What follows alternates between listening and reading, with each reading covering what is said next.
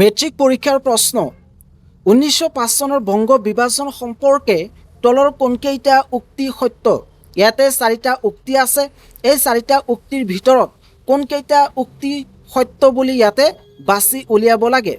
আৰু এই উক্তিকেইটা কিন্তু ১৯০৫ চনৰ বংগ বিভাজনৰ লগত সম্পৰ্ক থকা হ'ব লাগিব।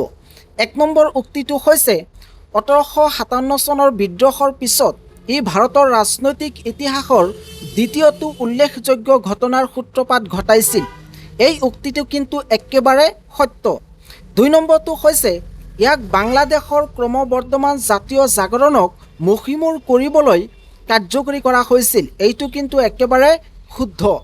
৩ নম্বৰ শ্বিলঙক পূৰ্ববংগ আৰু অসমৰ ৰাজধানী কৰা হৈছিল। এইটো একেবাৰে মিছা। ৪ নম্বৰ ই স্বদেশী আন্দোলনৰ সূত্ৰপাত ঘটাইছিল, অৰ্থাৎ যি বংগ বিভাজন হৈছিল সেই বংগ বিভাজনৰ ফলত স্বদেশী আন্দোলনৰ এটা সূত্ৰপাত ঘটিছিল। গতিকে ইয়াৰ পৰা দেখিবলৈ পালোঁ যে ১ নম্বৰ ২ নম্বৰ আৰু ৪ নম্বৰ পইণ্টকেইটা সত্য।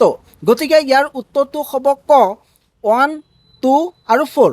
২ নম্বৰ প্ৰশ্ন গোপাল কৃষ্ণ গোখলেই ব্ৰিটিছ চৰকাৰক নাইটহুড উপাধি ঘূৰাই দিয়াৰ কাৰণ কি আছিল? ইয়াতে কাৰণ কেইটামান দিছে আৰু এই কাৰণকেইটাৰ ভিতৰত কোনকেইটা কাৰণ সৰ্বোৎকৃষ্ট অৰ্থাৎ সৰ্ব উৎকৃষ্ট সেইকেইটা বাছি উলিয়াব লাগে। ক নম্বৰ ব্ৰিটিছ চৰকাৰে যথোপযুক্ত শাসন প্ৰদানত ব্যৰ্থ হৈছিল বুলি তেখেতে ভাবিছিল। খ নম্বৰ ব্ৰিটিছ প্ৰশাসন ব্যৱস্থাত পোৱা স্থানক লৈ তেখেত অসন্তুষ্ট হৈছিল। ঘ নম্বৰ ব্ৰিটিছৰ বংগ বিভাজন নীতিৰ লগত তেওঁ অসন্মত হৈছিল। এই ঘ নম্বৰৰ কাৰণে তেখেতে ব্ৰিটিছ চৰকাৰে দিয়া নাইটহুড উপাধিটো ঘূৰাই দিছিল। গতিকে ইয়াৰ শুদ্ধ উত্তৰটো হ'ব ঘ ব্ৰিটিছৰ বংগ বিভাজন নীতিৰ লগত তেওঁ অসন্মত হৈছিল আৰু যাৰ কাৰণে গোপাল কৃষ্ণ গোখলে ব্ৰিটিছ চৰকাৰক নাইটহুড উপাধিটো ঘূৰাই দিছিল। ৩ নম্বৰ প্ৰশ্নত কোৱা হৈছে তলৰ প্ৰশ্নটোত উক্তি এ আৰু কাৰণ আৰ হিচাপে দুটা উক্তি দিয়া হৈছে। উক্তিকেইটা পঢ়া আৰু শুদ্ধ বিকল্পটো বাছি উলিওৱা। এইটো হৈছে এছাৰশ্যন আৰু ৰিজনিং টাইপৰ প্ৰশ্ন।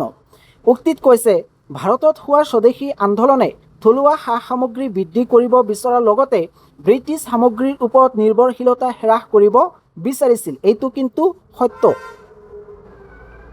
কাৰণত কোৱা হৈছে স্বদেশী আন্দোলনে প্ৰধানতঃ ব্ৰিটিছৰ কৰ কাটল আৰু চৰকাৰী ঋণৰ বিৰুদ্ধে প্ৰতিবাদ কৰাক লক্ষ্য কৰি লৈছিল। ইয়াতে শুদ্ধ উত্তৰটো হ'ব যে এটো হৈছে সত্য আৰু আৰটো হৈছে অসত্য। ৪ নম্বৰ প্ৰশ্ন ঐক্যবদ্ধ বংগ এটা বৃহৎ শক্তি দ্বিখণ্ডিতকৰণেৰে বৃহৎ বংগ শক্তিক ভাঙি চিঙি চুৰমাৰ কৰিব। এইটো কাৰ উক্তি আছিল? ইয়াৰ শুদ্ধ উত্তৰটো হৈছে ভাৰত সচিব হাৰ্বাৰ্ট ৰিজলিৰ। অৰ্থাৎ ভাৰত সচিব হাৰ্বাৰ্ট ৰিজলিয়ে এই কথাষাৰ কৈছিল।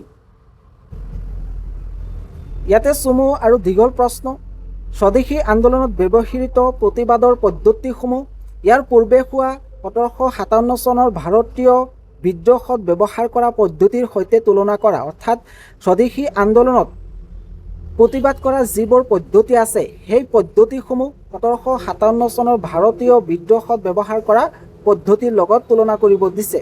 ইয়াৰ উত্তৰটো তোমালোকে চাই লোৱা। স্বদেশী আন্দোলনে অহিংস পদ্ধতি ব্যৱহাৰ কৰিছিল, যেনে ইংৰাজৰ সামগ্ৰী বৰ্জন, ভাৰতীয় সামগ্ৰীৰ প্ৰচাৰ আৰু বংগ বিভাজনৰ প্ৰতিবাদৰ বাবে গণ সমদল অব্যাহত ৰখা। কিন্তু ১৮৫৭ চনৰ ভাৰতীয় বিদ্ৰোহ যথেষ্ট পৃথক আছিল। ইংৰাজ শাসনৰ বিৰুদ্ধে এইটো এক হিংসাত্মক যুঁজ আছিল।